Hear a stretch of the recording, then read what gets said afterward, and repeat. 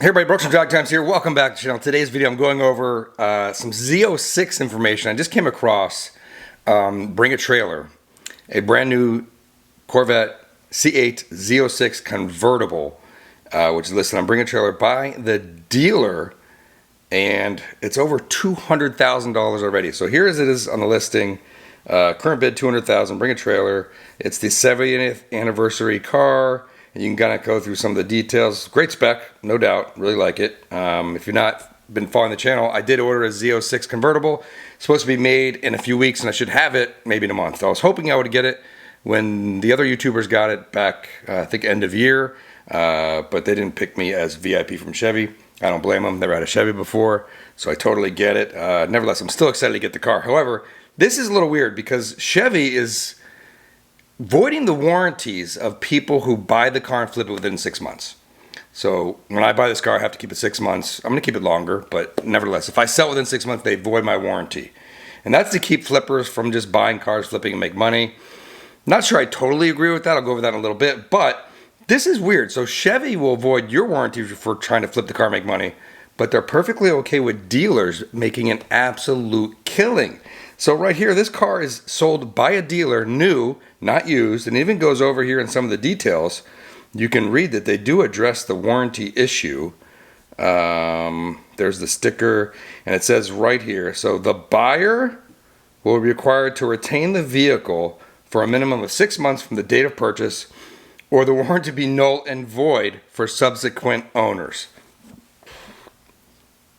So yeah, right here is that sentence. So I mean, it's one thing for the dealer to get the car and mark it up, you know, clandestinely at the dealer, but this is crazy. They're actually auctioning this car off on Bring a Trailer and stand to make a lot more money. The sticker on this car is actually $147,000, and it's already at $200,000, and it ends in 6 days. I expect this car to probably go for, I don't know, it could go for $250,000. It could go for $100,000 over. So not only is the dealer making their money from selling the car they normally make, they're making another $100,000, and Chevy's okay with that. They're okay with the dealers making a killing, but not the customers. I mean, what do you guys think about this? It's pretty crazy. Like, I personally have signed agreements when I bought cars. When I bought my Ford GT, the 2018 Ford GT, that was a few years ago, Ford made each person sign a 2-year hold on that car, and I did my duty. I kept it over 2 years. Yes, I did sell it. I have my reasons for that, but I kept my part of the deal, kept the car 2 years and sold it. But Ford wouldn't let the dealer mark up the car. That was kind of the whole point. Like, they didn't want the dealers flipping and make a ton of money, so they pushed that to the dealer, said you can't sell the car for more than MSRP, and the person who buys it has to keep it for 2 years. Fine. Ferrari does this as well. My SF90 right here had a 1-year hold on this car. I've had it, and I kept it. I've had this car like a year and a half, still haven't sold it. But I'm getting ready to sell it, and I'll tell you why in a minute. So, and I could have made a ton of money off this car. When I first got it, it was probably going for $1 million. And the car sticker on the car is $566. So I could have made a ton of money if I had sold it. And Ferrari won't sell their cars for MSRP either. So it's kind of the same thing. Ford, Ferrari, they'll make you sign and say you have to hold it, but at least the dealer's not like going crazy and selling it for MSRP. They're kind of doing the right thing and just selling MSRP, and then after some amount of time you can go ahead and sell it. Now this car was worth $1 million. Now it's worth much less. Ferrari's penalty is $100,000 penalty if you sell it early. So I mean, if you think about it, even back then, $1 million minus 100, I still would have made a lot more money if I just took the car and sold it versus keeping it a year and a half. This car will probably stay, maybe I'll have it 2 years before I actually sell it, because I do have a 296 GTB coming. So let me get into that. But first of all, back to this story at hand here. I mean, what do you guys think? I mean, shouldn't Chevy, if Chevy doesn't want the end users, the consumers to flip it and make money, why are they okay with dealers just publicly blasting it out there and putting these cars up for auction and making, an extra $100,000 on this car? It's just crazy. This is the 70th anniversary here. I'm kind of looking through. The sticker's too small. And what's actually weird too is when I Googled the VIN, or I did a Carfax, and the VIN actually didn't show up. So I'm wondering if the VIN isn't totally accurate. But the selling dealer is, let's see, it is Blasius Chevy Cadillac. And they're very clear. They're a dealer. They're going to put it up for auction. They're probably taking after Stradman, because Stradman had a Z06 and he bought it from the same dealer that I'm buying from, Whitmore, and they sold an MSRP. And Stradman actually didn't keep it 6 months. He sold it before that. And whoever gets that car loses the warranty. And he's not the only other YouTuber. There were some others that got the cars and actually already flipped the cars. So I'm not sure, what Chevy's thinking of how they pick who got the first batch of cars. But I'm definitely keeping mine. My plan is to bring the Z06 down here, do some drag races, drag race it against some of the cars in my garage. And eventually I'm going to pull it back up to my house in Tennessee. And that's what I wanted. I wanted a not too crazy expensive car. I wanted a convertible, a car that sounds good, decently quick, and for tail of the dragon and foothills. And I think that car is just going to be fantastic up there. I will definitely keep it much longer than 6 months, assuming the car is on the up and up and all the things are good. Now, garage update of why I am selling some cars. I am going to sell the Ferrari SF90 because I have the 296 GTB coming soon. So this car's got about 1,000 miles on it. Sticker was about 566,000. If you look back at the delivery videos, you can check out all the specs.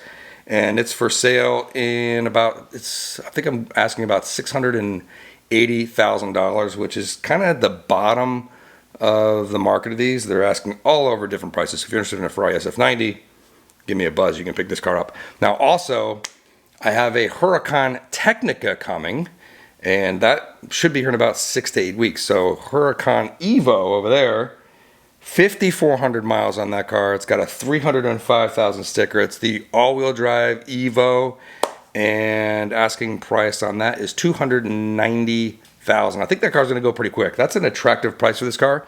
There's not a lot of 2020 Evo all-wheel drives. Most of them are the rear-wheel drives that don't have ceramic brakes, and they kind of have wacky interiors and stuff like that. So I've already got some offers on this car, so if I don't get something better in the next few days, the Evo might be gone in preparation for the Technica, which will be coming in about 6 to 8 weeks, assuming everything goes well. So GTB 296 coming, Huracan Technica coming, and I'll keep that until the Aventador replacement comes. So that car, which I went to see personally in New York City, and I'm under an NDA, I can't say anything about it, but I believe in the next week or so you will see that car come out for real. I think March is the debut, and you will find out all the wicked details of that, and that's going to be an awesome car. I'm almost really slipped out because everyone kind of knows what it is, but I signed the NDA, so I'm not going to disclose what that is. But nevertheless, I definitely have that coming. So we got the Z06 coming, we got the 296 GTB, we got the Technica, the Aventador replacement,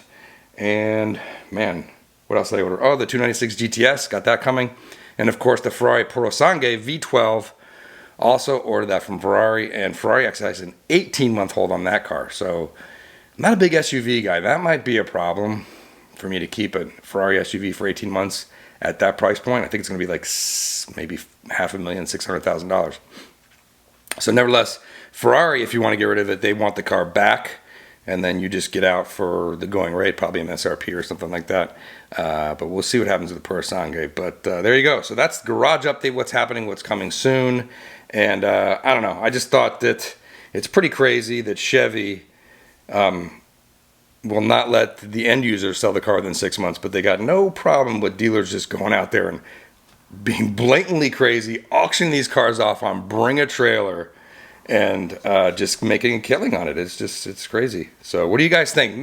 Put your comments in below. Is it cool for Chevy to ban consumers from selling the car within 6 months and take away the warranty? Is that even legal? I mean, I guess if you sign the papers and said the warranty is going to be void, it is what it is. I mean, the paperwork from the Ford GT was certainly legal, because when John Cena sold his Ford GT, they went after him and sued, and I believe they won or settled or something like that. So these agreements definitely are binding when you sign them, So $100,000 penalty if you sell a Ferrari early.